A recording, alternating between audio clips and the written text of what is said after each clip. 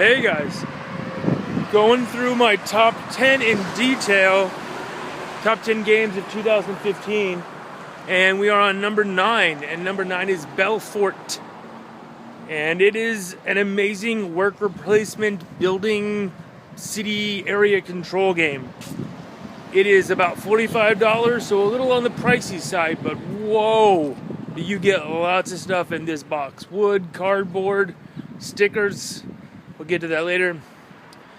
It plays 3 to 5. Really good with 4. Super tight with 3. 5 is a little long. This may be one of my least played games, but I think I only got to play it around maybe four, maybe 5 times last year. Really enjoyable though. It's a little long. It's gonna go about an hour and a half, 90 minutes. So worker placement is a mechanism that's in lots of very popular games, such as Lords of Waterdeep, which I haven't played. Again, I just got Champions in Midgard, Stone Age, Pillars of the Earth, which I have not played, and lots of other games. Basically, you put a worker down and they do something for you. You get that resource, that thing, and then you use that resource or thing to do something else. That's the basic idea of worker placement. And Belfort does this in really cool ways. Not only can you send your people to get those resources, but you can also send them out to go into houses, and they can perform actions like make another person. In Belfort, you have dwarves, elves, and gnomes. You can't make more gnomes. You only buy gnomes. We'll get to that later too. So you send them out to resources or these houses, and every time you play the game, you put down 5 different houses on the board, and they're gonna always be different. You can kind of customize them a little bit, so you can have a friendlier game, or you can make it so you have a really tough game where you're gonna be stealing from each other, things like that.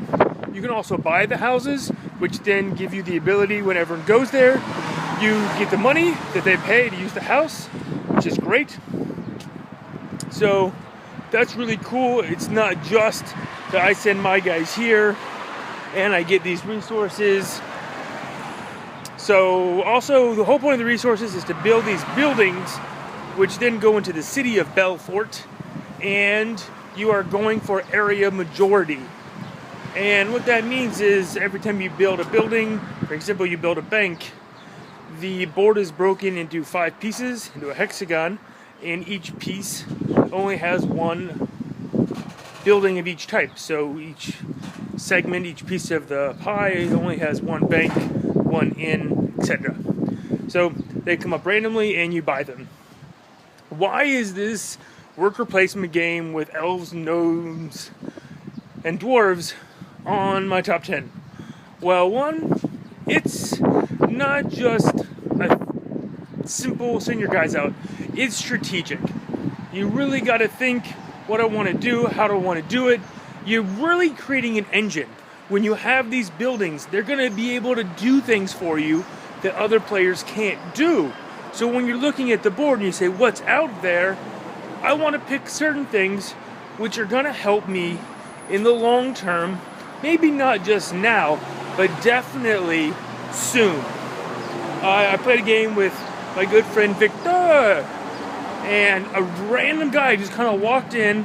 We were playing at a coffee shop, and he just joined us. And we told him how to play and everything, and we kind of nudged him to do certain things, and he did not. And he just could not get his engine going, and he never had enough money to do anything, and he was just stuck like Chuck. And we just were like, oh man, you want to go back? You want to retry? And he's like, no, it's cool. It was really a good sport about everything. But you really it's really like a secret engine building game wrapped around in a worker placement mask. And that's what I really love about this game. The buildings are samey, but again, you're not going to always get what you want because only 4 buildings come up each turn.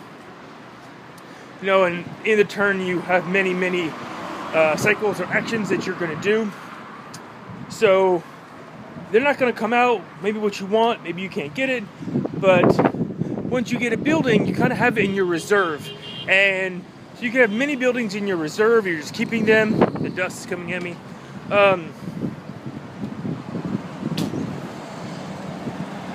And you can build them when you want, and that's a big thing too. Do I want to build this bank now? Or do I want to go after this inn? Do I want to get a library so I can get more building cards? If I have more building cards, then I don't have to waste time buying other ones later.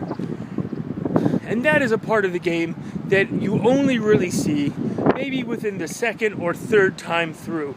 And you're like, oh wait, I should have done this here or done this before.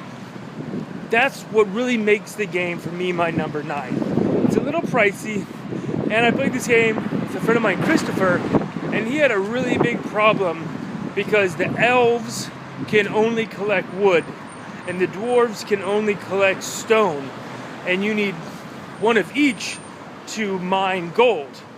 And he thought it was really stupid that you have these different people doing these different things, and also some other podcasters, I believe it was the Secret Cabal, if I'm wrong, I'm sorry, saying that that's pretty racist, saying that only elves can collect wood and dwarves can collect stone. That's really playing into the prejudice of the character type. I don't care.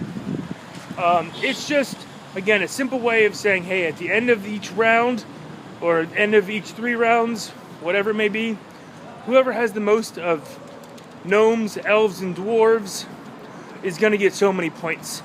And again, area control. Who has the most of each section, each part, each piece? You know, I have the most gnomes, I have the most dwarves, or whoever has the most of any of the pieces, of any of the people. Gnomes, dwarves, and elves. I'm mixing all those up. That's great.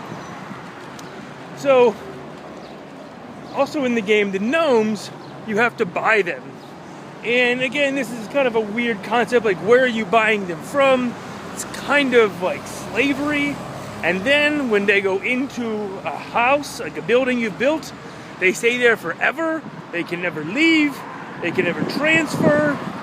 And that just kind of is a little gritty for kind of this mid-weight or maybe heavy light heavy, I don't know, worker placement game where you have kind of these themes about pecking order and society and all this. It's kind of, I don't know, I don't care. Once I heard about it, people saying these things, I said, that's fine. It's just a game about building buildings. You know, they could have just said anything. Blue people, red people. But, be that as it may, Belfort is a little long, but if you want a nice strategic worker placement game that is definitely under the radars by Tasty Minstrel Games, whatever you think about them, this is a beautiful, gigantic table eater of a game. It is going to just flow over. The bits are amazing. You actually have little pieces of wood that look like wood. You have gray cubes that are stone. You have the little money cardboard chits. That's not that great, but everything is fantastic about the game. The stickering is maybe 45 minutes and then it's done and it's over. And that's fine. Stickering is not a big deal. Some people really complain about it. I don't care. I have the expansion, and yes, that's what it's called, and I've never played it. That being said, Belfort, my number 9, $45 on Amazon. Really good. If you like work replacement, check it out. Talk to you later. Bye.